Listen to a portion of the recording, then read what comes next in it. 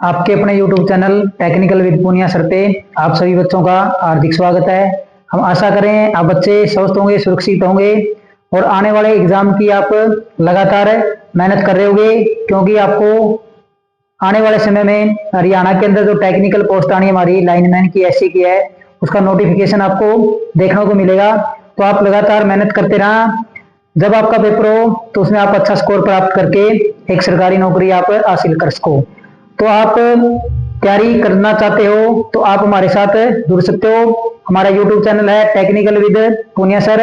इस चैनल के ऊपर हमने आप बच्चों के लिए कंप्लीट थ्योरी करवा दी है, साथ में हर चैप्टर के MCQ क्वेश्चन भी हमने करवा दिए। ये सिलेबस पूरा होने के बाद हमने आप बच्चों के लिए एक सीरीज स्टार्ट कर रखी है 2000 मोस्ट इंपोर्टेंट क्वेश्चन की। इससे पहले हमने इसकी 16 क्लासें कर ली है या 17 क्लासें कर ली है और आज हमारी क्लास नंबर 18 है। तो क्लासें आपको कैसी लगी? अगर आपको अच्छे प्रकार से हमारे द्वारा करवाई गई क्लासें समझ में आती है तो आप हमारे चैनल को ज्यादा से ज्यादा लाइक करना, शेयर करना और सब्सक्राइब जरूर करना। आज हम क्लास नंबर 18 शुरू कर रहे हैं हमारी। तो आज की क्लास का हमारा क्वेश्चन है, बैटन वायरिंग का उपयोग करके आपूर्ति को किस सीमा को स्थानांतरित किया जा सकता है। तो कह रहा है जो बैटन वायरिंग होती है हमारे पास, उसका प्रयोग करके हम कितने वोल्टेज तक की सीमा को स्थानांतरित कर सकते हैं बैटन वायरिंग के द्वारा।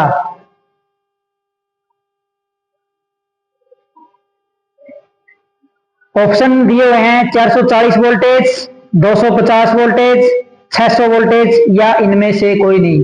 तो बैटन वायरिंग हमारे पास क्या होती है? विद्युत सप्लाई का उपभोग करने के लिए कार्यालयों, उद्योगशालाओं, घरों और अन्य जितने संस्थान होते हैं उनके अंदर वायरिंग करके हम क्या करते हैं? बिजली का उपभोग करते हैं। तो हमारे पास वायरिंग दो प्रकार की होती है, एक तो हम करते हैं अंडरग्राउंड वायरिंग और एक हम करते हैं सरफेस कंड्यूट वायरिंग। तो एक तो की जाती है दीवार के ऊपर और एक की जाती है दीवार के अंदर। तो हमारे पास एक होती है सिंगल फेज वायरिंग हमारे पास, एक तो हम करते हैं सिंगल फेज होता है हमारे पास, क्या होता है? Single phase. तो सिंगल फेज के अंदर आपसे पूछा जा सकता है क्या क्या होता है। तो सिंगल फेज में हमारे पास क्या होती है? एक हमारे पास फेज होता है और एक हमारे पास क्या होती है? न्यूट्रल होती है। तो इनकी जो वोल्टेज होती है हमारे पास 220 से लेकर 240 वोल्टेज तक होती है। कितने? 220 वोल्टेज से लेकर 240 वोल्टेज तक ये हमारे पास होती है। एक होती है हमारे पास थ्री फेज। कौन सी होती है? Three phase. तो थ्री फेज में हमारे पास क्या होते हैं? तीन फेज होते हैं। तो हमारी वोल्टेज कितनी होती है? 420 से लेकर 420 वोल्टेज से लेकर 440 वोल्टेज तक होती है। तो ये दो प्रकार के होते हैं हमारे पास, सिंगल फेज और थ्री फेज। जो हमारे घरों के अंदर आती है वो कौन सी आती है? Single phase 240 voltage AC supply. और हमारी आवृत्ति कितनी है? तो आवृत्ति हमारी है 50 Hz। कितनी है? 50 Hz। तो ये हमारे पास किसकी है? थ्री फेज की वोल्टेज। किसकी? थ्री फेज की। ये हमारे पास किसकी है? सिंगल फेज की। तो कह रहा है बैटन वायरिंग का उपयोग करके आपूर्ति को किस सीमा तक स्थानांतरित कर सकते हैं? 440 वोल्टेज, 250 वोल्टेज, 600 वोल्टेज या इनमें से कोई नहीं। तो बैटन वायरिंग का प्रयोग करके हम क्या कर सकते हैं? 250 वोल्टेज तक ही स्थानांतरित कर सकते हैं।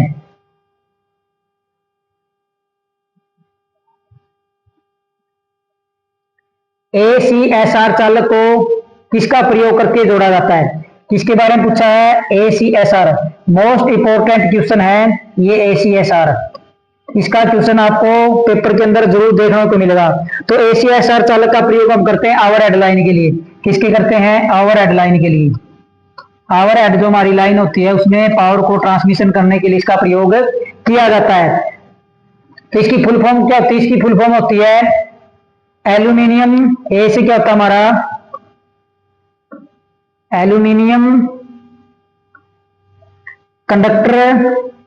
सी से क्या है? कंडक्टर। एस से हमारा है स्टील और आर का मतलब होता है रेनफोर्स्ड।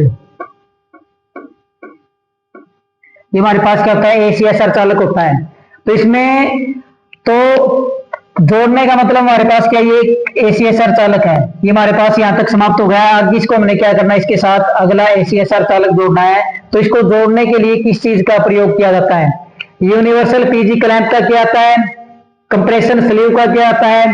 नट कनेक्टर का किया जाता है या इनमें से कोई नहीं? तो ACSR चालक को जोड़ने के लिए हम कंप्रेशन स्लीव का प्रयोग करते हैं। इसका कंप्रेशन स्लीव का प्रयोग हम करते हैं। किसका करते हैं? कंप्रेशन स्लीव का प्रयोग किया जाता है। और क्या पूछा जा सकता है? तो हमारे पास जो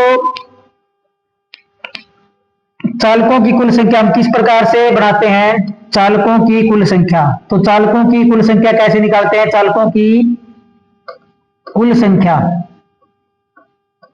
तो चालकों की कुल संख्या निकालने का हमारे पास फॉर्मूला क्या होता है?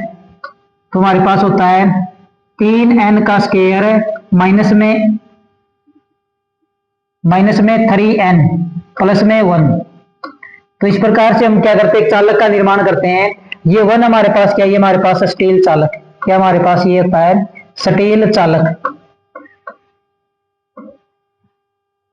एन हमारे पास क्या है? नंबर ऑफ चालक। तो हमारे पास क्या है? पहले हम लेते हैं 1, एन की वैल्यू क्या लेते हैं? 1, तो एन बराबर 1 हमारे पास हो गया। तो हमारे पास कितना आएगा? 3 गुना में 1 का स्क्वायर माइनस में 3 गुना में 1 प्लस में 1। तो ये हमारे पास बन गया। अब इसको हम सोल्व करें तो हमारे पास क्या आएगा? 3 माइनस में 3 प्लस में 1, तो हमारे पास कितना बचा है? 1, तो 1 चालक। फिर हम लेते हैं एन की वैल्यू कितनी? 2, तो हमारे पास कितना हो गया? 3 गुना में 2 का स्क्वायर माइनस में 3 गुना में 2 प्लस में 1, तो हमारे पास क्या आएगा? 2 का स्क्वायर 4 3 12 माइनस में 3 दूनी 6 प्लस में 1 बराबर में कितना हो गया? 7। तो ये हमारे पास किस प्रकार से बनेगा? ये बनेगा हमारे पास इस प्रकार से। ये हमारे पास क्या हो गया? 7। अब 7 हमारे पास कैसे बनाएगा? ये जी 1 हो गया, 2 3 4 5 6 और 7, और ये होता हमारे पास है। अब एक पूछा था चालकों का व्यास किस प्रकार निकालते हैं? किसका? चालकों का व्यास। तो चालकों का व्यास निकालने के लिए हमारे पास उत्तर होता है 2n माइनस में 1 और गुणा में d। क्या होता है?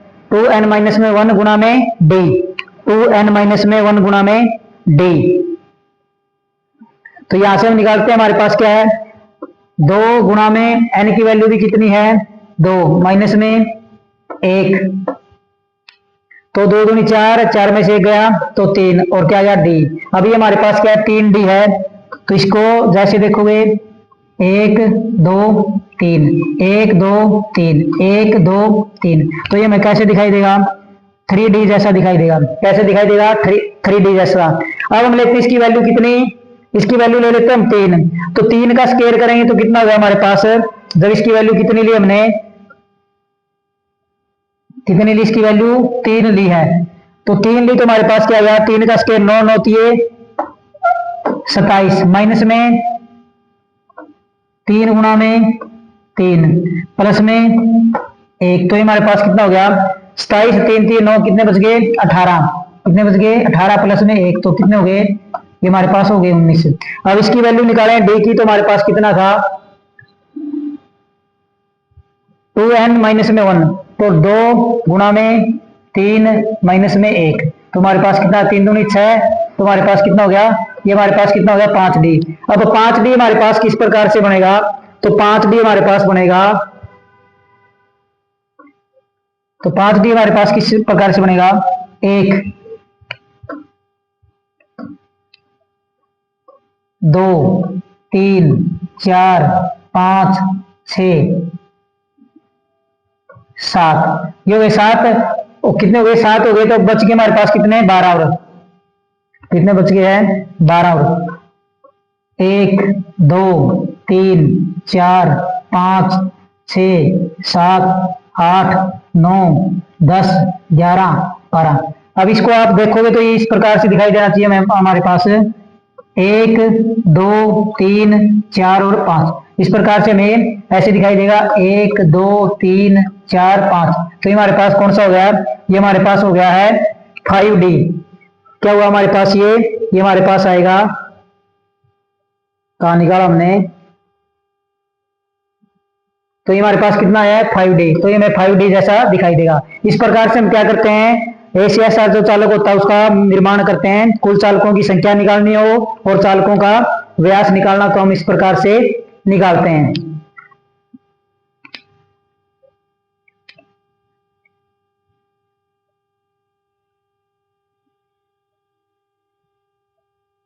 केबल बिछाने के दौरान न्यूनतम बंकन त्रिज्या होनी चाहिए। तो न्यूनतम बंकन त्रिज्या क्या होनी चाहिए?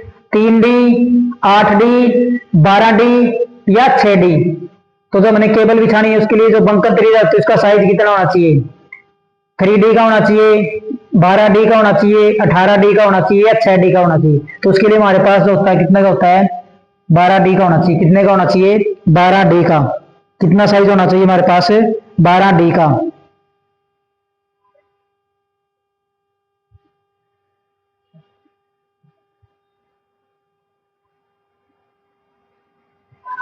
प्लेट अर्थिंग में दो समांतर प्लेटों के बीच न्यूनतम दूरी होनी चाहिए। तो हमारे पास क्या ये दो प्लेट है? क्या ये दो प्लेट हमारे पास, हमने क्या करनी है? प्लेट अर्थिंग करनी है। तो इसका साइज कितना होता है? इसका साइज होता है 600 गुना में 600 mm। अगर किसकी प्लेट है? तांबे की। किसकी प्लेट है? अगर तांबा प्लेट है तो ये होगा। अगर हमारे पास किसकी है? GI की, तो हमारे पास होगा 630 गुना में 630 mm। क्या होगा? 630 गुना में 630 mm अगर GI की पाइप प्लेट हमने प्रयोग की। अब ये पूछ रहा है दो ये समांतर प्लेट है तो इनके बीच की दूरी कितनी होती है? तो न्यूनतम दूरी कितनी होनी चाहिए? 5 मीटर होनी चाहिए, 10 मीटर होनी चाहिए, 12 मीटर होनी चाहिए, 8 मीटर होनी चाहिए। अर्थिंग हम करते क्यों हैं? तो लीकेज धारा से बचने के लिए क्या की जाती है? अर्थिंग की जाती है। लीकेज धारा से बचने के लिए अर्थिंग की जाती है। अर्थिंग का सिंबल भी पूछा जाता है, पहले ही बता दिया था हमने आपको। तो इस प्रकार से हमारा क्या होता है? अर्थिंग का सिंबल होता है। तो इनके बीच की न्यूनतम दूरी कितनी होती है? इनके बीच की न्यूनतम दूरी होती है हमारी 8 मीटर। कितनी होती है? इनके बीच की न्यूनतम दूरी होती है हमारे पास 8 मीटर। अब अर्थिंग करते हैं तो अर्थिंग के लिए हमारे पास प्रतिरोध होना चाहिए। तो हमारे पास क्या होते हैं? बड़े बिजली घर होते हैं हमारे, बड़े बिजली घर। क्या? बड़े बिजली घर। तो उनके लिए प्रतिरोध का मान कितना होता है? तो उनके लिए हम लेते हैं 0.5 ओम। कितना? 0.5। छोटे बिजली घर, क्या? छोटे बिजली घर, तो छोटे बिजली घर के लिए लेते हैं हम 1 ओम का। कितने का लेते हैं? 1 ओम का। छोटे उपकेंद्र, क्या? छोटे उपकेंद्र होते हैं उनके लिए कितना लेते हैं? तो छोटे उपकेंद्र के लिए लेते हैं हम 2 ओम। घरेलू के लिए हम कितना लेते हैं? तो घरेलू के लिए लेते हैं हम कितना? 1 ओम। अन्य जो कार्य होते हैं, अन्य कार्य के लिए प्रतिरोध का मान कितना लिया जाता है? 8 ओम। तो आपने ये सारे याद रखने हैं, पेपर के अंदर पूछे जा सकते हैं आपसे। क्या? पेपर के अंदर आपसे पूछे जा सकते हैं। तो प्लेट अर्थिंग में दो समांतर प्लेटों के बीच न्यूनतम दूरी कितनी होनी चाहिए? तो 8 मीटर।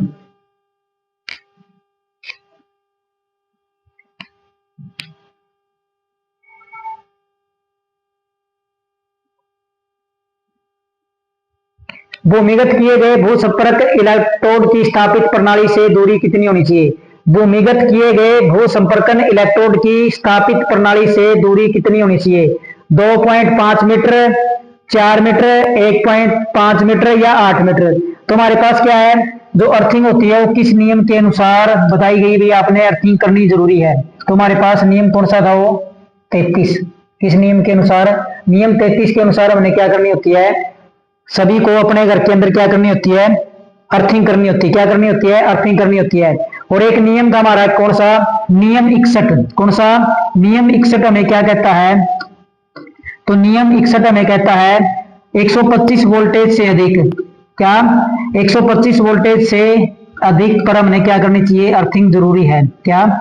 अगर वोल्टेज का मान हमारा कितना है? 125 वोल्टेज से अधिक है तो हमें अर्थिंग करना क्या है? जरूरी। जो हमारे पास क्या है? 3 फेज के, किसके हैं? 3 फेज। तो उनके लिए हमारे पास क्या होनी चाहिए? डबल अर्थिंग होनी चाहिए। क्या करनी चाहिए? डबल अर्थिंग करनी चाहिए। क्या करनी चाहिए? डबल अर्थिंग कीजिए। एक होती है हमारे पास प्लेट अर्थिंग, प्लेट का बता दिया। पाइप होती है, तो पाइप अर्थिंग के लिए जो पाइप गड्ढे में दबाई जाती है उसका साइज पूछा जाता है। तो उसका साइज कितना होता है? 38 mm होता है। कितना? 38 mm। तो इसके ऊपर जो एक पाइप और लगती है उसका साइज आपसे पूछा जाता है, तो उसका साइज कितना होता है? 19 mm होता है। और ये GI की होती है हमारे पास, गैल्वेनाइड आयरन की इसका प्रयोग किया जाता है। तो इसका भूमिगत किए गए भू संपर्क इलेक्ट्रोड की स्थापित प्रणाली से दूरी कितनी होनी चाहिए? 2.5, 4 मीटर, 1.5 मीटर या 8 मीटर। तुम्हारे पास कितनी होती है? 1.5 मीटर होती है। कितनी होती है? 1.5 मीटर होती है। कितनी होती है? 1.5 मीटर। और जो तार प्रयोग किया जाता है वो हमारे पास कौन कितने का होता है? 8 SWG का होता है। किसका? 8 SWG का। और जो गड्ढा खोदा जाएगा, क्या खोदा जाएगा? गड्ढा। तो उस गड्ढे की गहराई कितनी होनी चाहिए? 2.5 मीटर से 3 मीटर तक, या जहां तक हमारी क्या हो? नमी आ जाए। क्या जाए? नमी आ जाए। तो जो इलेक्ट्रोड प्रयोग किया जाता है उसके आसपास नमी बनाने के लिए हम चारकोल और नमक का क्या डालते हैं? मिश्रण डालते रहते हैं समय समय के अंदर है। और पाइप से क्या डालते रहते हैं? उसके अंदर पानी डालते रहते हैं।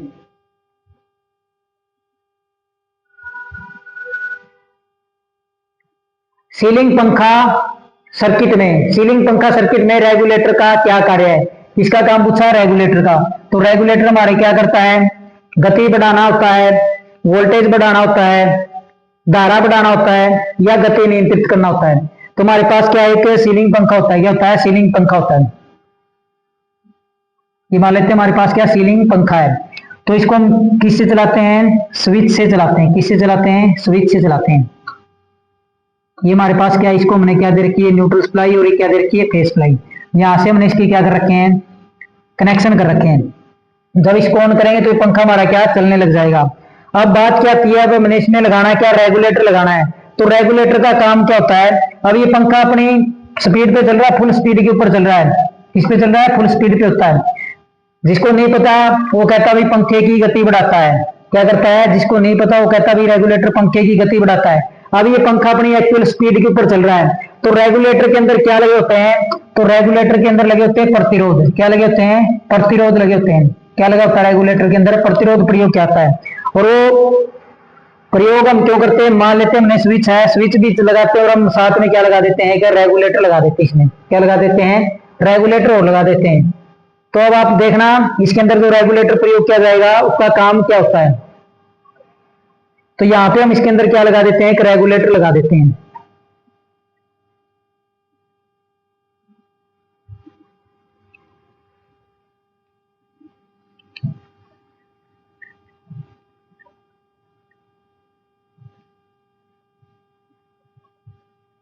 क्या लगा देते हैं? हम एक रेगुलेटर लगा देते हैं इसके अंदर।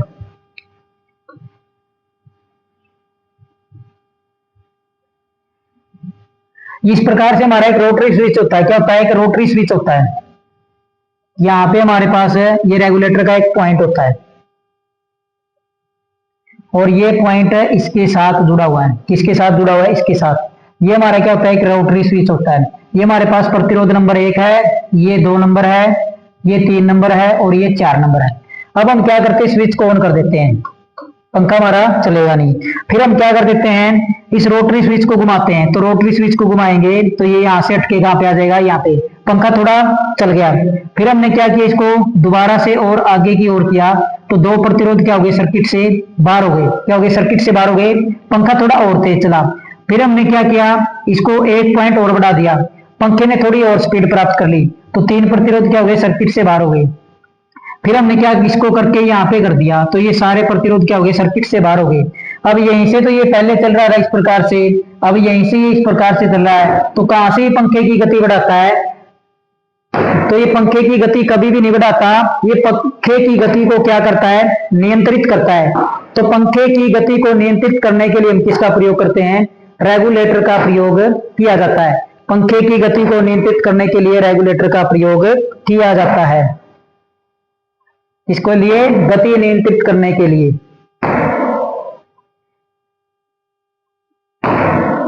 कौन सा उपकरण इलेक्ट्रिक धारा के ऊष्मीय प्रभाव पे काम करता है? तो ऐसा इनमें से कौन सा उपकरण है जो धारा के ऊष्मीय प्रभाव के ऊपर काम करता है? इसके हीटिंग इफेक्ट के ऊपर काम करता है। रेफ्रिजरेटर होता है, वॉशिंग मशीन होती है, टोस्टर होता है या डिश वॉशर होती है। तो कौन है जो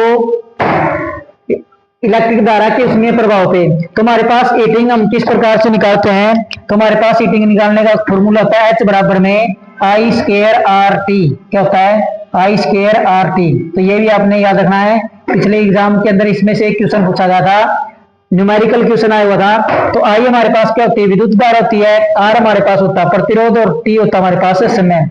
तो एक पोस्टर है जो इस पे हीटिंग इफेक्ट के ऊपर हमारा क्या करता है, काम करता है।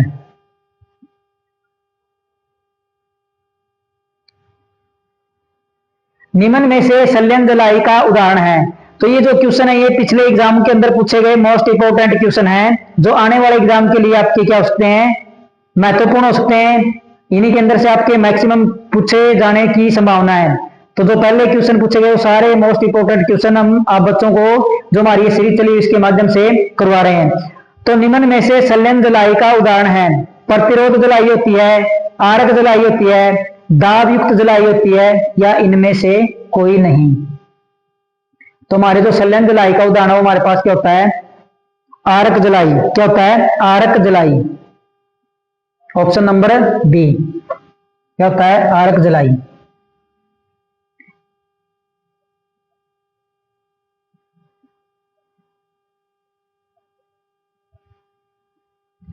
प्रतिरोधकों को पीसीबी पर सोल्ड करने के लिए सोल्डरिंग आयरन की अक्षमता होनी चाहिए। तो हमारे पास क्या है, पीसीबी है, उसके ऊपर हमने क्या करनी है, सोल्डरिंग करनी है। तो सोल्डरिंग करनी है तो उसके लिए जो सोल्डरिंग आयरन हम प्रयोग करेंगे उसकी अक्षमता पूछ रखी है कितने वाट की होनी चाहिए, 50 वाट, 60 वाट होनी चाहिए, 120 वाट होनी चाहिए, 25 वाट होनी चाहिए, या 100 वाट होनी चाहिए। तो सबसे पहले हमें पता होना चाहिए पीसीबी हमारे पास क्या होता है। तो ये होता है हमारे पास प्रिंटेड सर्किट बोर्ड।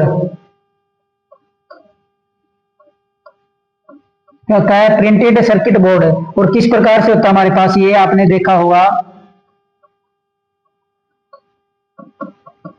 इस प्रकार से इसके ऊपर क्या होते हैं, निशान से बने होते हैं। क्या बने होते हैं, इस प्रकार से इसके ऊपर क्या होते हैं, निशान से बने होते हैं प्रिंटेड सर्किट बोर्ड के अंदर। जो आपकी रेडियो की प्लेट होती है वो हमारे क्या होता है, प्रिंटेड सर्किट बोर्ड होता है। तो इसके ऊपर हमने क्या करनी है, सोल्डरिंग करनी है। क्या करनी है, सोल्डरिंग करनी है। तो पूछ रहा है इसके ऊपर जो सोल्डरिंग करनी है वो सोल्डरिंग आयरन की वाट क्षमता कितनी होनी चाहिए। 60 वाट का प्रयोग कर सकते हैं, 120 वाट का प्रयोग कर सकते हैं, 25 वाट का कर सकते हैं, या 100 वाट का। तो इसके लिए हमारे पास कितना होता है, 25 वाट का। और ये सोल्डरिंग जो होती है हमारे पास इसकी बिट पूछी जाती है, किसकी बनी होती है, सोल्डरिंग आयरन की बिट किसकी बनी होती है। मोस्ट इंपोर्टेंट क्वेश्चन है। तो किसकी बनी होती है, कॉपर की। तो आगे से क्या होनी चाहिए, तिखी होनी चाहिए और मुलायम होनी चाहिए। तो फिर पूछा जाता है जो सोल्डर किया जाता है, एक होता है हमारे पास इलेक्ट्रॉनिक। तो ये हमारे पास इलेक्ट्रॉनिक वाला होता है। तो इसके लिए जो मिश्रण होता है, सोल्डर किसका मिश्रण होता है हमारे पास, तो मिश्रण ये हमारे पास दो चीजों का होता है। किस किस का होता है, एक होता है हमारे पास टीन और दूसरा हमारे पास होता है लेड। कौन सा होता है, लेड। तो इसमें पूछा जाता है जो इलेक्ट्रॉनिक कार्य के लिए जो सोल्डर प्रयोग किया जाता है उसमें मिश्रण कितना होता है। तो इसके अंदर 63% तो टीन प्रयोग किया जाता है और 37% लेड का प्रयोग किया जाता है। इसका लेड का प्रयोग किया जाता है। टीन मिलाने से सोल्डर मुलायम होता है, लेड मिलाने से सोल्डर कठोर होता है। तो इसका तापमान पूछा जाता है, तापमान कितना होता है, कितना तापमान है। तो इसका तापमान होता है 183 डिग्री सेल्सियस। कितना, 183 डिग्री सेल्सियस या 361 डिग्री फारेनहाइट। तो ये पूछा जाता है। दूसरा हमारे पास होता है इलेक्ट्रिकल। कौन सा, इलेक्ट्रिकल कार्य के लिए कौन सा सोल्डर प्रयोग किया जाता है, इसके लिए इलेक्ट्रिकल के लिए। तो इलेक्ट्रिकल के लिए जो मिश्रण होता है हमारे पास लेड व टीन का। किसका, लेड। तो मिश्रण किसका होता है हमारे पास, लेड प्लस टीन का। तो इसमें हमारे पास 60% तो होता है इसका टीन प्लस लेड का। तो 60% होता है हमारे पास टीन और 40% होता है हमारे पास लेड। और इसका तापमान पूछा जाए तो कितना होता है, इसका तापमान हमारे पास होता है 185 डिग्री सेल्सियस या 363 डिग्री फारेनहाइट। तो ये आपने ये क्वेश्चन भी इसके साथ याद रखने हैं ताकि आने वाले एग्जाम में आपका कोई भी क्वेश्चन गलत ना हो। ऐसी हम आप बच्चों के लिए दुआ भी करते हैं। ये दुआ तभी कामयाब होगी जब आप क्या करोगे, अच्छी मेहनत करोगे।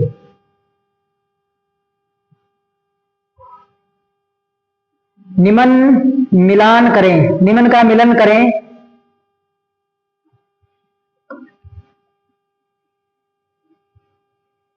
निमन का मिलान करें।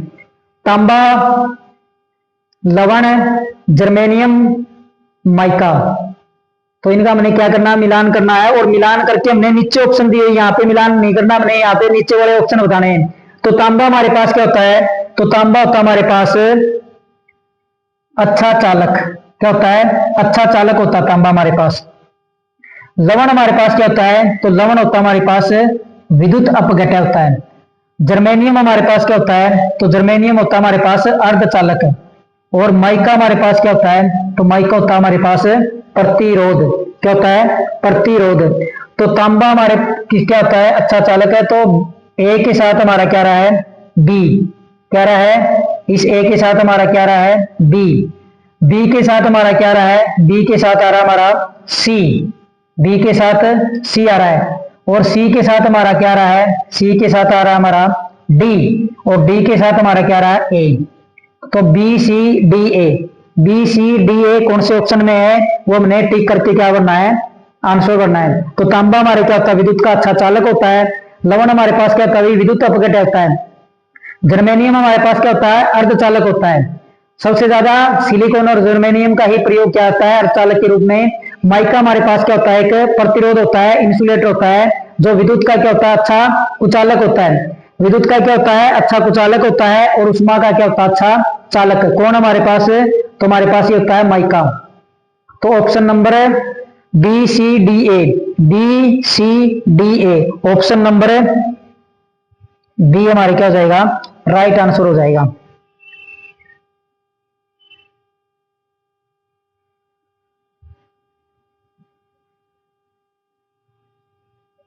एक अर्धचालक सबसे शुद्ध अवस्था में होता है। तो एक अर्धचालक हमारे पास है, वो सबसे शुद्ध अवस्था में क्या होता है, बाहरी चालक होता है, अति चालक होता है, आंतरिक चालक होता है, यह अचालक होता है। तो अर्धचालक हमारे पास क्या होते हैं, अर्धचालक। तो जो चालक और कुचालक दोनों की प्रॉपर्टी रखते हैं हमारे पास क्या होते हैं, अर्धचालक होते हैं। 0 डिग्री सेल्सियस पे ये 0 डिग्री केल्विन पे ये क्या करते हैं, कुचालक की भांति कार्य करते हैं। जैसे जैसे इनके तापमान में वृद्धि करते जाएंगे तो ये क्या बन जाते हैं, चालक बन जाते हैं। तो 300 डिग्री केल्विन के ऊपर ये क्या करते हैं, चालक का काम करते हैं। तो एक अर्धचालक सबसे शुद्ध अवस्था में हमारे पास क्या होता है, बाहरी चालक होता है, अति चालक होता है, आंतरिक चालक होता है, या अचालक होता है। तो हमारे पास क्या होता है, ये आंतरिक चालक होता है। क्या होता है, आंतरिक चालक होता है। क्या होता है, ये आंतरिक चालक होता है हमारे पास।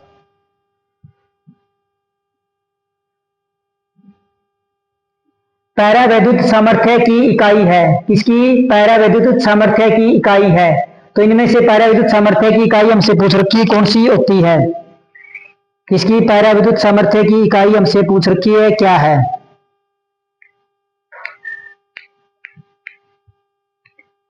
mm पर केवी, केवी पर सेंटीमीटर, न्यूटन वाट पर मीटर मिलीमीटर, या केवी पर mm। तो हमारे पास पैराविद्युत सामर्थ्य क्या होती है, जैसे हमारे पास क्या, ये कोई चालक है और इसके ऊपर क्या लगी हुई हमारी, इसके ऊपर लगा हुआ हमारे पास इंसुलेशन। इसमें से हम क्या कर रहे हैं, विद्युत धारा गुजार रहे हैं। क्या कर रहे हैं, विद्युत धारा गुजार रहे हैं। तो ये क्या है, इसकी इकाई हमारे पास क्या होती है, केवी पर एमएम होती है, किलो वोल्ट पर मिलीमीटर। तो किलो वोल्ट पर मिलीमीटर का मतलब है इसके अंदर से जो वोल्टेज गुजारी जाएगी, इस चालक के अंदर से, इसके इस चालक के अंदर से जो वोल्टेज गुजारी जाएगी, तो ये जो हमारा क्या है, इसके ऊपर कुचालक लगा हुआ है, ये किलो वोल्ट पर मिलीमीटर के अंदर से कितनी वोल्टेज सहन कर सकता है। क्या, किलो वोल्ट पर मिलीमीटर के अंदर से कितनी वोल्टेज सहन कर सकता है बिना पंचर हुए। क्या, बिना पंचर हुए, बिना पंचर हुए केवी पर एमएम के अंदर ये कितनी वोल्टेज सहन कर सकता है, वो हमारे पास क्या कहलाती है, पैराविद्युत सामर्थ्य कहलाती है। और ये पैराविद्युत सामर्थ्य किसकी होती है, कुचालकों की होती है। किसकी होती है, कुचालकों की होती है। किसकी, कुचालकों की। जैसे हमारे पास माइका है, क्या है, माइका। तो माइका की कितनी होती है, तो हमारे पास माइका की होती है 20 से लेकर 60 केवी पर एमएम। कितनी, 20 से लेकर 60 केवी पर एमएम, किलो वोल्ट पर मिलीमीटर। तो इसकी फुल फॉर्म क्या है, इसकी फुल फॉर्म है किलो वोल्ट पर मिलीमीटर। तो पैराविद्युत सामर्थ्य की इकाई क्या हमारे पास, केवी पर एमएम होती है। क्या होती है, केवी पर एमएम।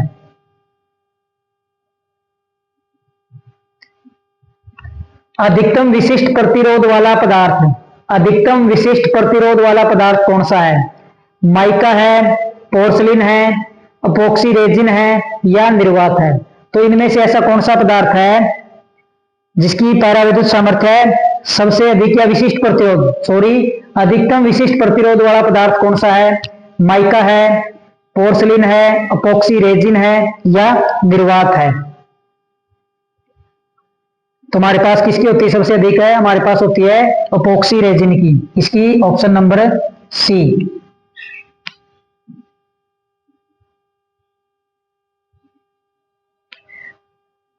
एक इंच का मीट्रिक समतुल्य होगा, एक इंच का। तो इंच को हम किस प्रकार से लिखते हैं, इस प्रकार से हम क्या लिखते हैं, इंच को लिखते हैं। एक इंच का मीट्रिक समतुल्य होगा 2.25 mm, 2.58 mm, 25.4 mm, 25.2 mm। तो हमारे पास एक इंच बराबर है, हमारे पास एक तो होता है 2.54 सेंटीमीटर होता है। क्या होता है, एक तो ये होता है हमारे पास, ये हमारे पास ऑप्शन ने नहीं दिया। तो दूसरा हमारे पास क्या होता है, 25.4 mm। क्या होता है, 25.4 mm। तो हमारा option number C is right answer.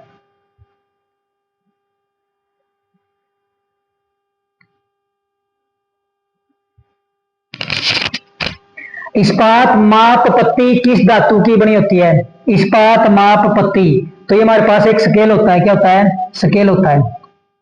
क्या होता है, एक स्केल होता है, इस प्रकार से होता है ये हमारे पास। तो ये स्केल होता है हमारे पास, इस्पात मापी। तो ये पूछ रहा भी किसकी बनी होती है, कौन सी धातु की बनी होती है। इस्पात लोहा, स्टेनलेस स्टील की बनी होती है, तांबे की बनी होती है या पीतल की बनी होती है।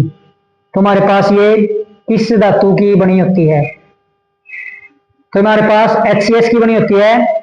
क्या बोलते हैं इसको हम, HCS। HCS, एक तो HCS की फुल फॉर्म होती है हरियाणा सिविल सर्विसेज। क्या होती है, इसकी फुल फॉर्म एक तो होती है हरियाणा सिविल सर्विसेज, लेकिन हमारे इसकी फुल फॉर्म यहाँ पे क्या होती है, आई कार्बन स्टील। क्या होती है, आई कार्बन स्टील। या ये किसके बने होते हैं, स्टेनलेस स्टील के। तो ये नाम भी आ जाए तो आपने याद रखना है, आई कार्बन स्टील या स्टेनलेस स्टील के ये बने होते हैं हमारे उपकरण। किसके, जो औजार प्रयोग किए जाते हैं, मैक्सिमम स्टेनलेस स्टील के प्रयोग किए जाते हैं या आई कार्बन स्टील के।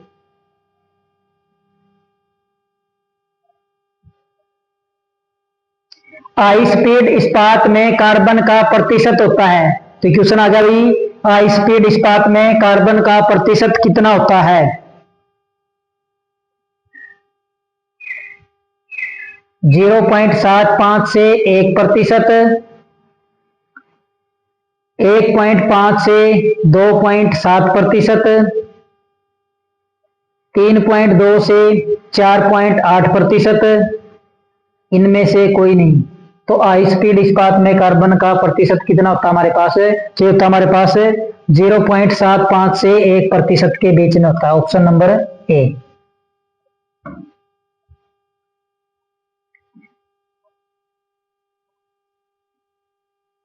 स्क्रू की पिच होती है। तो हमारे पास स्क्रू क्या होता है, जो नट होता है उसकी पिच क्या होती है। इस प्रकार से हमारे पास ये क्या होता है, एक स्क्रू होता है। क्या होता है, स्क्रू। तो कह रहे हैं इसकी कुल पिच होती है, स्क्रू की कुल लंबाई होती है, स्क्रू का कुल व्यास होता है, स्क्रू के हेड का व्यास होता है। तो ये तो होगी इसकी लंबाई। क्या होगी, ये इसकी लंबाई होगी। ये इसका क्या हो गया, हेड हो गया, और ये क्या हो गया, इसका व्यास हो गया। और ऑप्शन डी दिया हुआ इनमें से कोई नहीं। तो स्क्रू की पिच होती है हमारे पास, क्या होती है, जब हमारा स्क्रू क्या करता है, एक चक्कर पूरा करके कुल अक्षीय जो दूरी तय करता है हमारे पास क्या होती है, स्क्रू की पिच होती है। तो क्या होती है ऑप्शन नंबर डी, इनमें से कोई नहीं। Option number D. तो हमारी होती क्या है, स्क्रू द्वारा, क्या है, स्क्रू द्वारा एक घूर्णन में तय की गई अक्षीय दूरी, तय की गई अक्षीय दूरी क्या होती है, तय की गई अक्षीय दूरी होती है हमारे पास। तो जब हमारा ये स्क्रू क्या करेगा, ये हमारे पास क्या है, इस प्रकार से स्क्रू है, जब ये क्या कर लेगा, एक चक्कर पूरा कर लेगा, तो ये वो इसकी क्या होती है, कुल पिच होती है। स्क्रू द्वारा एक घूर्णन में तय की गई अक्षीय दूरी।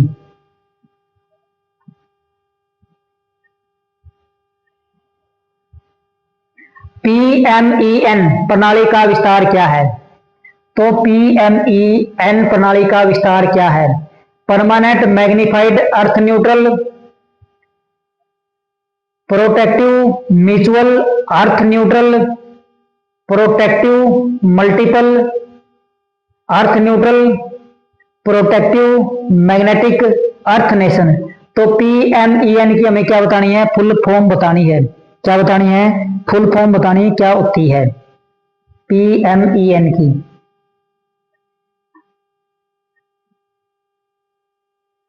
तो हमारे पास ये होती है प्रोटेक्टिव मल्टीपल अर्थ न्यूट्रल। क्या होती है, प्रोटेक्टिव मल्टीपल अर्थ न्यूट्रल। तो ये हमारे जो एक चैप्टर होता है सुरक्षा एवं स्वास्थ्य है, उसके अंदर से क्वेश्चन है पूछा हुआ है, प्रोटेक्टिव मल्टीपल अर्थ neutral.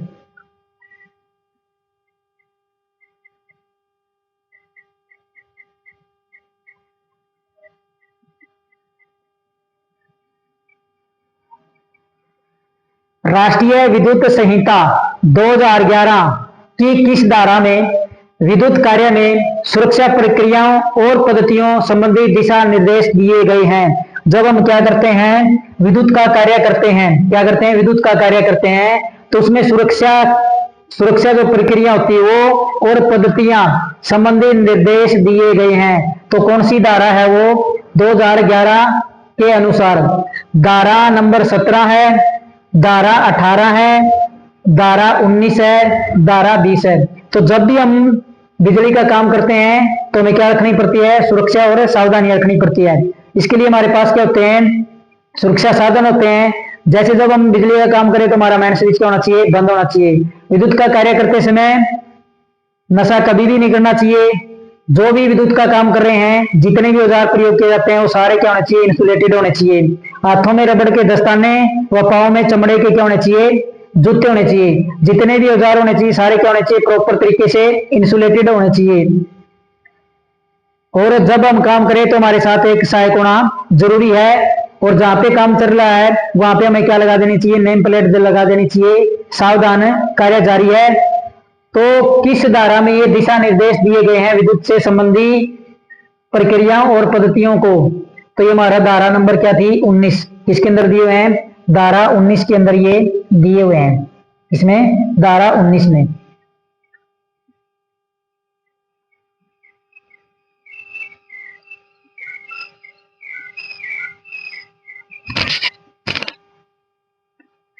Wait chemical fire extinguisher में इस्तेमाल होने वाला मुख्य तत्व। तो वेट केमिकल जो हमारे पास फायर एक्सटिंग्विशर होता है उसके अंदर इस्तेमाल होने वाला मुख्य तत्व कौन सा है? तो फायर एक्सटिंग्विशर क्या होता है हमारे पास, ये हमारे पास होता है अग्निशमन। आग बुझाने के लिए हम इसका क्या करते हैं, प्रयोग करते हैं। किसका, अग्निशमन का प्रयोग करते हैं। जैसे हमारे पास कोई आग लगी है तो उसके बुझाने के लिए हमारे पास क्या है, फायर एक्सटिंग्विशर है। तो उसका प्रयोग हम किस प्रकार से करते हैं, तो उसके लिए हमारे पास एक नाम होता है पास। क्या नाम याद रखना आपने, पास। तो आपने ये नाम याद रखना है, जब भी आप फायर एक्सटिंग्विशर का प्रयोग करो तो आपने ये नाम याद रखना है। तो इसके अनुसार हमारे पास क्या होता है, पी का मतलब होता है हमारे पास पुल। क्या होता है, पुल। क्या होता है, पी का मतलब होता है हमारे पास पुल। पुल का मतलब होता है खींचना। क्या होता है, खींचना। क्या होता है, खींचना। ए का मतलब होता है हमारे पास एम। एम का मतलब हमारे पास क्या होता है, लक्ष्य। क्या होता है, लक्ष्य। एस का मतलब होता है स्क्वीज। क्या होता है, स्क्वीज। और एस का मतलब होता है स्वीप। क्या होता है, स्वीप।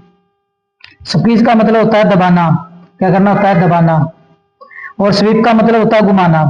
तो स्वीप आपने सुना, शॉट सुना होगा क्रिकेट के अंदर, स्वीप शॉट खेल दिया तो बल्लेबाज क्या कर देता है, बैट को घुमा देता है, हमारे पास क्या होता है, स्वीप। अब इसका मीनिंग क्या होगा, जब भी हमने फायर एक्सटिंग्विशर का प्रयोग करना है तो सबसे पहले जो हमारे पास फायर एक्सटिंग्विशर है उसकी जो पिन है उसको हमने क्या करना, खींचना है, खींच के उसको क्या कर देना, निकाल देना। फिर हमने क्या कर देना, उसको निकाल के जो उसकी आगे की जो नली होती है उससे हमने क्या करना, निशाना साधना है, क्या करना है, निशाना लगाना, लक्ष्य लगाना है। उसके बाद फिर हमने क्या करना है, जो हमारे पास उसका जो हैंडल होता है दबाने वाला उसको क्या करना है, दबाना है, क्या करना है, दबाना है। फिर हमने इसको क्या करना भाई, इस तरफ सारी तरह ऐसे ऐसे उसको क्या करना है, घुमाना, जहां जहां बीमारी क्या लगी, आग लगी है। तो इस प्रकार से हम इसका प्रयोग करते हैं। तो हमारे वेट केमिकल फायर एक्सटिंग्विशर में इस्तेमाल होने वाला मुख्य तत्व कौन सा होता है, तो मुख्य तत्व होता है हमारे पास पोटासियम। कौन सा होता है, पोटासियम। जैसे हमारे पास विद्युत से लगी आग बुझाने के लिए हम किसका प्रयोग करते हैं, एलोन का प्रयोग करते हैं। किसका प्रयोग करते हैं, एलोन का। तो एलोन के अंदर क्या क्या चीज होती है हमारे पास, एक होता है BCF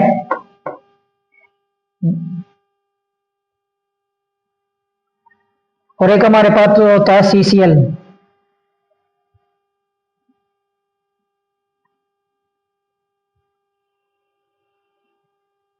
CTS होता है, CTS क्या होता है, एक होता है हमारे पास CTS, कार्बन टेट्रा क्लोराइड। और ये होता है हमारे पास ब्रोमो क्लोरो डाइफ्लोरोमीथेन। तो BCF हमारे पास क्या होता है, ब्रोमो क्लोरो डाइफ्लोरोमीथेन। और एक होता है हमारे पास CTS, carbon tetra chloride, CTC, carbon tetra chloride. तो ये जो एलोन होता है वो किसके ऊपर, बिजली से लगी आग के ऊपर इसका प्रयोग किया जाता है। तो बिजली से लगी आग पे क्या नहीं डालना चाहिए, पानी नहीं डालना चाहिए। तो एलोन हमारे पास तो सबसे जरूरी हमारे पास क्या होता है, एलोन अग्निशमन का प्रयोग हमें करना चाहिए।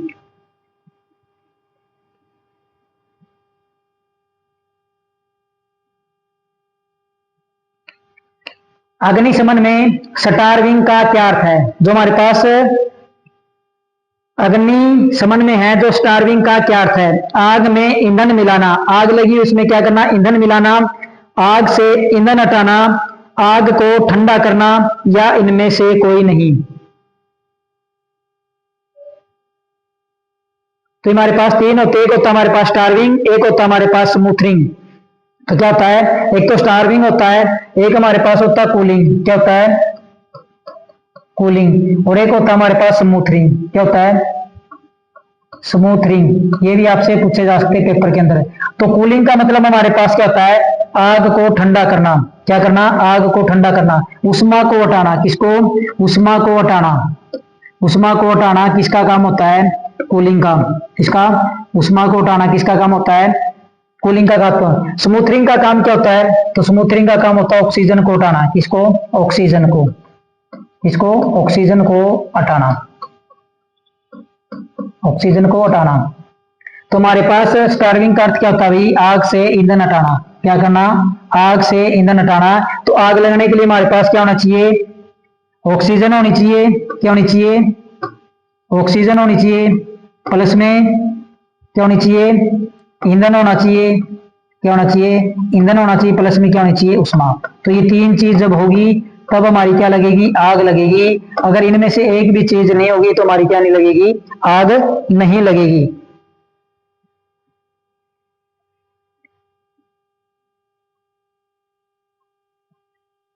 व्यावसायिक सुरक्षा के अनुसार लाल रंग कोड क्या इंगित करता है। तो जो हमारे पास सुरक्षा व स्वास्थ्य जो हमारा चैप्टर है उसके अंदर से क्वेश्चन पूछे गए थे। व्यावसायिक सुरक्षा के अनुसार लाल रंग का कोड क्या इंगित करता है। अगर लाल रंग का कोड है तो किस चीज को इंगित करेगा हमारे पास,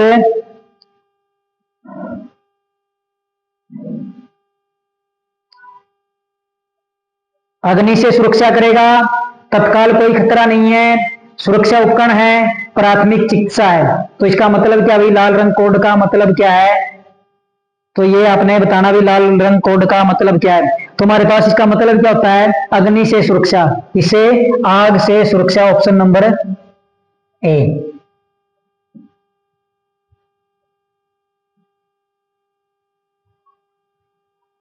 आईई नियमों का उद्देश्य क्या है, इसका आईई नियमों का उद्देश्य पूछ रखा भाई क्या है।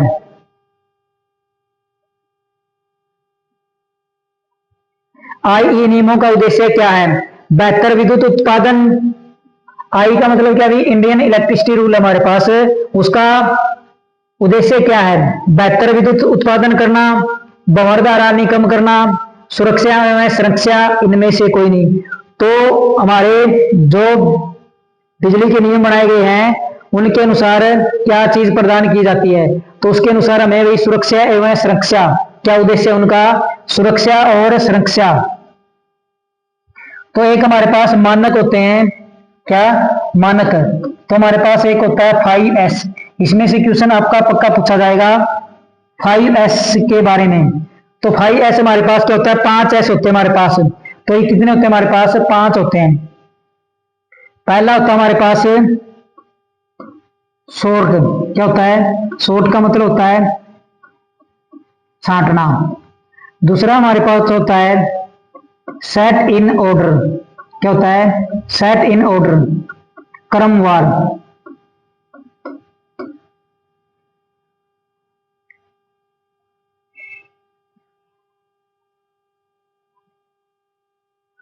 तीसरा हमारे पास होता है साइन, क्या होता है, तीसरा हमारे पास होता है साइन। साइन का मतलब होता है चमकाना, क्या करना, उसको चमकाना। चौथा हमारे पास होता है स्टैंडर्ड, क्या होता है, स्टैंडर्ड। और स्टैंडर्ड का मतलब हमारे पास क्या होता है, मानक, क्या होता है, मानक। पांचवा हमारे पास क्या होता है, पांचवा होता है हमारे पास सस्टेन, क्या होता है, सस्टेन। तो ये हमारे पास 5S है। पहला एस हमारे पास है शॉर्ट, उस चीज को हमने क्या करना, छांटना है। दूसरा हमारे पास एस का मतलब है शॉर्ट, पहला शॉर्ट है छांटना। दूसरा हमारे पास है सेट इन ऑर्डर, दूसरे एस का मतलब है सेट इन ऑर्डर। तीसरा एस होता है हमारे पास साइन, उसको चमकाना।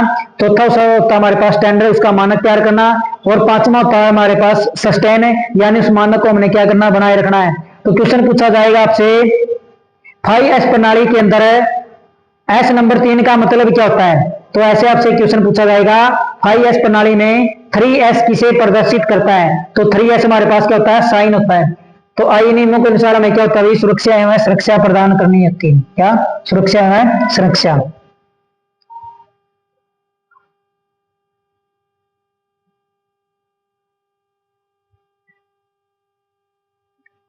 फ्लेमिंग के दाएं हाथ के नियम में प्रेरित ईएमएफ की दिशा ज्ञात की जाती है। फ्लेमिंग के दाएं हाथ, तो हमारे पास दो हाथ है, एक दायां और एक बायां।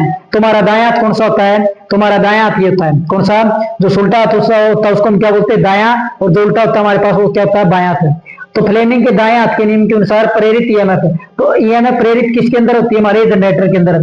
किसके अंदर होती है, जनरेटर के अंदर ईएमएफ पैदा होती है। तो हमारे पास जो दाएं हाथ का नियम है, दाएं हाथ नियम, वो किसके लिए लगता है, जनरेटर के लिए लगता है। किसके लिए लगता है, जनरेटर के लिए लगता है। और जो हमारा बायां हाथ नियम होता है, कौन सा, बायां हाथ नियम, ये किसके लिए लगता है, मोटर के लिए।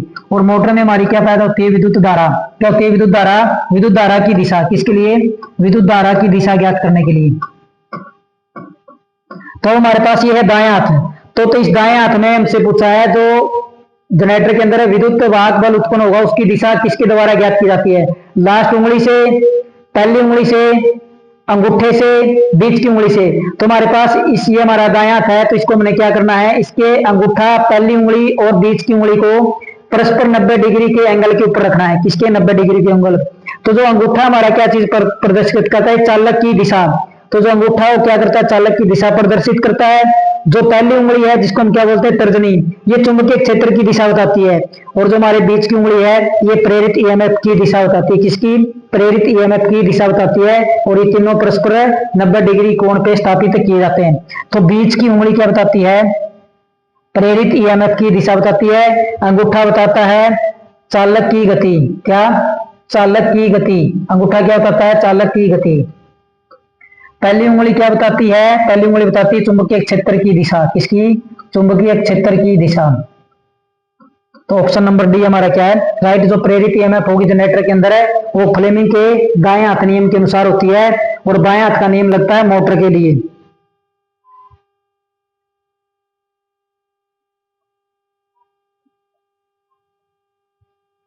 चुंबकीय बलों द्वारा लैमिनेशन सेट के कंपन से उत्पन्न शोर को क्या कहते हैं। तो हमारे पास इस प्रकार से लैमिनेशन करके हम क्या बनाते हैं, कोर बनाते हैं। क्या बनाते हैं, इस प्रकार से हमारी ये कोर बनी होती है।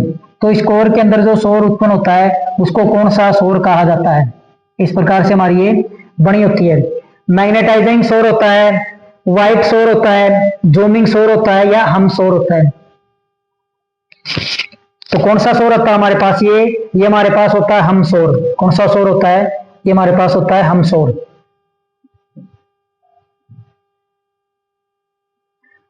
नेक्स्ट हमारे पास है बी एच वक्र किसके बीच बनता है। तो ये काफी इंपॉर्टेंट क्वेश्चन है, पेपर के अंदर आपको देखने को जरूर मिलेगा। बी एच वक्र किस किस के बीच बनता है।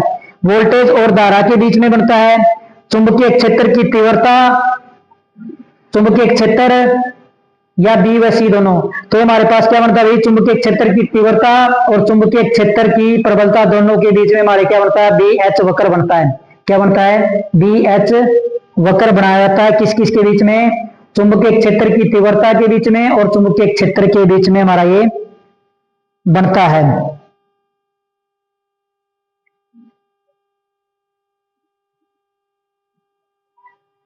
Option number D is right answer हमारा।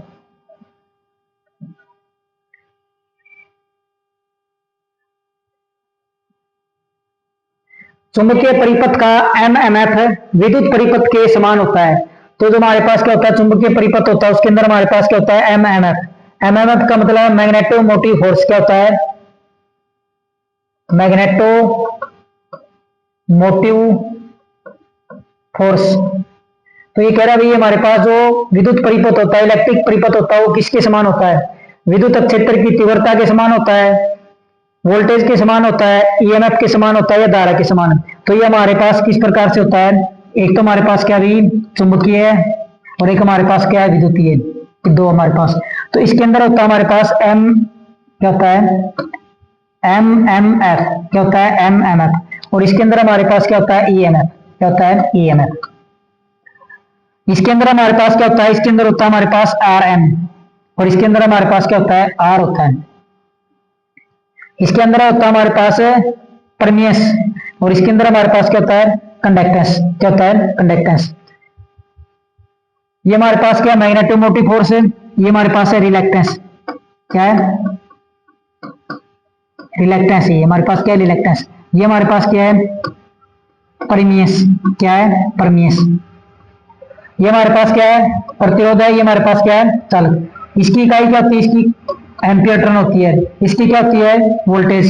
इसकी इकाई क्या होती है हमारे पास, इसकी होती है हमारे पास प्रति हेनरी। क्या होती है, प्रति हेनरी। क्या होती है, प्रति हेनरी।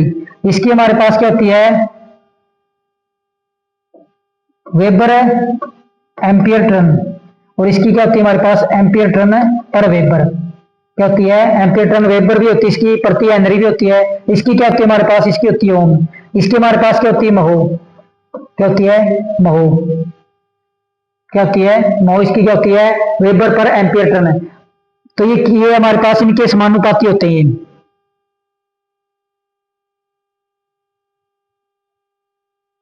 तो हमारे पास क्या होता है, हमारे पास जो विद्युत वाहक बल होता है उसके समान होता है मैग्नेटोमोटिव फोर्स है। वहां पे हमारे पास प्रतिरोध होता है जो धारा के रास्ते में रुकावट पैदा करता है, प्रतिरोध कहते हैं। चुंबकीय क्षेत्र के रास्ते में जो बाधा उत्पन्न डालता है उसको हम क्या बोलते हैं, रिलैक्टेंस बोलते हैं। आरएम से इसको हम लिखते हैं प्रति हेनरी का, इसकी क्या है, एम्पियर टर्न पर वेबर है। जैसे हमारे पास उसके अंदर हमारे पास क्या होती है, कंडक्टेंस होती है, चालकता जो प्रतिरोध धारा को चलाने में सहायता करती है, उसकी क्या होती है, महो। इसमें हमारे पास क्या होता है, परमेश। जो चुंबकीय क्षेत्र होता है उसको, जो लाइन है उसको चलाने के लिए परमेश होता है। इसकी इकाई होती है वेबर पर एम्पियर टर्न होती है। तो हमारे पास एमएमएफ किसके समान होता है, ईएमएफ के समान होता है। किसके समान होता है, ईएमएफ के समान होता है हमारे पास। किसके, ईएमएफ के, इलेक्ट्रोमोटिव फोर्स के समान होता है।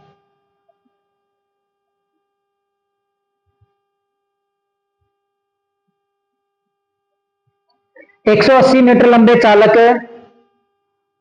180 मीटर लंबे चालक पर 0.90 न्यूटन का बल है और 250 मिली एम्पीयर की धारा है, तो अभी वह घनत्व होगा। तो अभी वह घनत्व के बारे में पूछा है, फ्लक्स के बारे में हमसे क्या है पूछा है, किसके बारे में, अधिकतम चुंबकीय घनत्व कितना होगा। तो उसके बारे में हमने क्या करना है, बताना है।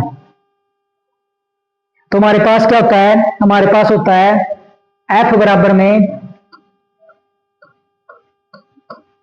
B I L. तो बी हमारे पास क्या होता है, अधिकतम चुंबकीय फ्लक्स घनत्व। क्या होता है, अधिकतम चुंबकीय फ्लक्स घनत्व, अधिकतम चुंबकीय फ्लक्स घनत्व। आई हमारे पास क्या होती है, आई हमारे पास होती है विद्युत धारा। क्या होती है, विद्युत धारा। एल हमारे पास क्या होती है, चालक की, उसकी लंबाई, चालक की कितनी है। एफ हमारे पास क्या होता है, एफ हमारे पास होता है बल। क्या होता है, बल। अब हम इनके मान दिए हुए हैं, लिख लेते हैं हम।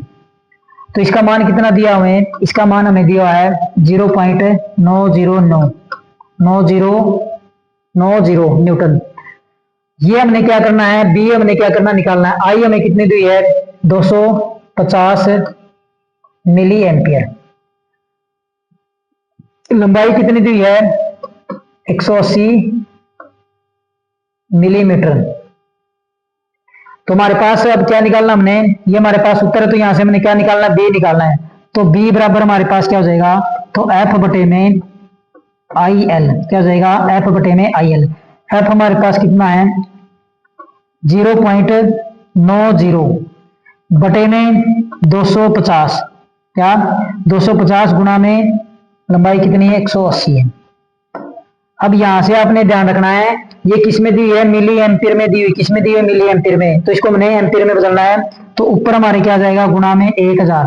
क्या जाएगा, 1000 गुना में, ये किस में है, एमएम में है। तो ये भी कितना हो जाएगा हमारे, मिलीमीटर। तो ऊपर कितना आ गया, 1000। यहां से क्या जाएगा, दो अक्षर के बाद है पॉइंट है, तो कितनी होगी, 2 जीरो होगी। 2 जीरो से 3 जीरो से 3 जीरो कैंसिल होगी हमारे पास। इस जीरो से ये जीरो कैंसिल होगी हमारे पास। ये हमारे पास किस पे कट गया, 5 पे। ये हमारे पास कितने पे कट गया, 4 पे। तो हमारे पास कितनी आई है, 50। कितनी आई है, 50। कितनी आई है, 5 चौके 20 आई, 50 नहीं, 20। तो कितना होगा, 20 टी। कितना होगा, 20 टी। कितना हो जाएगा हमारे पास, 20 टी हो जाएगा।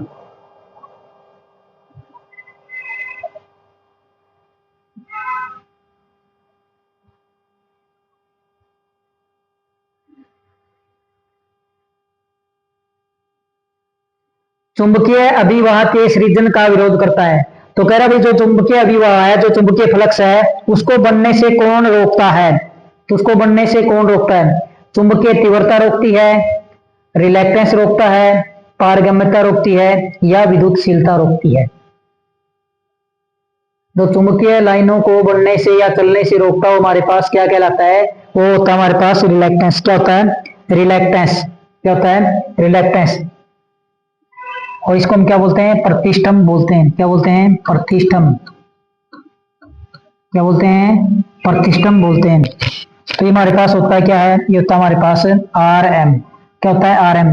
इकाई क्या होती है इसकी, एम्पियर टर्न वेबर होती है। क्या होती है, एम्पियर टर्न वेबर। या क्या होती है, या होती है प्रति हेनरी। क्या होती है, प्रति हेनरी। क्या होती है, प्रति हेनरी। या क्या होती है, एमएफ बटे में फाई। तो ये सारी इसकी क्या होती है, इकाई होती है। अब ये आर एम हमारे पास और भी होता है, आर एम बराबर में एल बाई म्यू ए। ये भी होता है हमारे पास, क्या होता है, आर एम बराबर में एल बाई म्यू ए। क्या होता है, म्यू ए। क्या होता है, म्यू ए। तो इसको हम इस प्रकार से लिखते हैं, ये होता है हमारे पास एल बाई म्यू ए। ये हमारे पास क्या है, चालक की लंबाई है। क्या है, लंबाई, किसकी, चालक की लंबाई है। ए हमारे पास क्या है, चालक का क्षेत्रफल है। क्या है, क्षेत्रफल है। और ये जो म्यू नोट हमारे पास म्यू है, ये हमारे पास होती परमिटिविटी। क्या होती है, चुंबकशीलता। क्या होती है हमारे पास, ये चुंबकशीलता होती है। क्या होती है, चुंबकशीलता होती है, जिसको हम क्या बोलते हैं, परमिटिविटी बोलते हैं। क्या बोलते हैं, क्या बोलते हैं इसको, चुंबकशीलता। क्या बोलते हैं, चुंबकशीलता। क्या होती है, चुंबकशीलता। और इंग्लिश में क्या बोलते हैं इसको, परमिटिविटी। क्या बोलते हैं, परमिटिविटी बोलते हैं। तो ये हमारे पास होती है म्यू नोट और म्यू आर से इसको हम लिखते हैं। तो म्यू आर का मान जो होता है हमारे पास अवाय या निर्वात में, किसमें, अवाय या निर्वात में इसका मान हमसे पूछा जाता है। इसमें अवाय या निर्वात में तो इसका मान कितना होता है, 1 होता है। क्या होता है, 1। और ये क्या हमारे पास मात्रहीन राशि है। क्या है हमारे पास, मात्रहीन राशि है। तो ये बच गया हमारे पास म्यू नोट। तो म्यू नोट बराबर में हमारे पास क्या होता है, ये होता है हमारे पास 4 पाई गुणा में 10 की पावर -7 हेनरी पर मीटर। तो ये भी आपने याद रखना है। अगर रिलैक्टेंस के बारे में आपसे पूछा जाएगा तो इससे बाहर आपका क्वेश्चन नहीं जाएगा। क्या है, इससे बाहर आपका रिलैक्टेंस का क्वेश्चन नहीं जाएगा। तो ये सारी चीजें आपने अच्छे प्रकार से देखनी है। तो क्या होता है, चुंबकीय अधिवाह के सृजन का विरोध कौन करता है, रिलैक्टेंस करता है।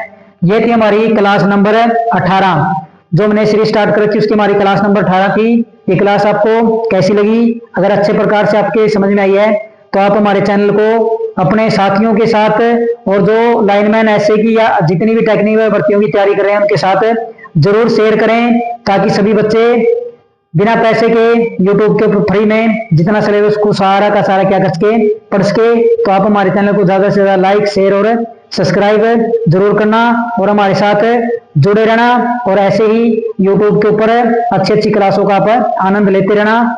धन्यवाद।